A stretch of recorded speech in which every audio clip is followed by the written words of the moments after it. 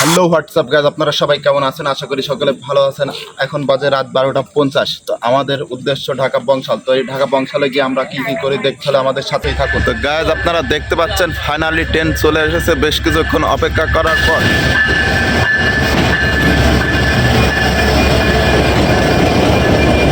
তো guys train চলে আসছে, চলুন ঝটপট ট্রেনে গিয়ে ওঠা যাক।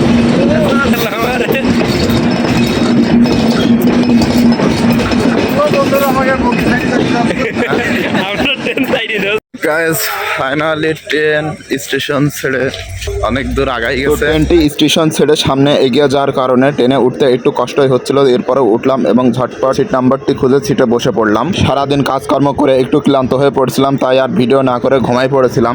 তো হঠাৎ করে যখন ঘুম ভেঙে গেল তখন ঘুম থেকে উঠে দেখি ট্রেনের জানালা দিয়ে সুন্দর সুন্দর গাছপালা দেখা যেতেছিল।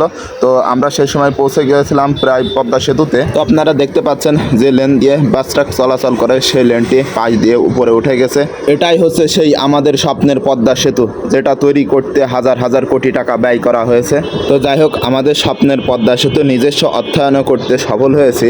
তো গাইজ আপনারা দেখতে পাচ্ছেন পদ্মা সেতুর উপরে পাশ দিয়ে হেঁটে যাওয়ার রাস্তাটি অনেক সুন্দরভাবে করা হয়েছে। গাইজ পদ্মা সেতুর উপরে এত পরিমাণ বাতাস হচ্ছিল যে হাতের থেকে ফোনটি পড়ে যাবে এমন মনে হতো। গাইজ পদ্মা সেতু পার হয়ে কিছুক্ষণ পরেই আমরা শহরের মধ্যে ঢুকে পড়ি এবং আমাদের গন্তব্য স্থানে আমরা পৌঁছে যাই। গাইজ ট্রেনে কি সমস্যার জন্য চাকা থেকে বিরক্তিকর একটি আওয়াজ আসছিল, যা সহ্য করার মতো নয়।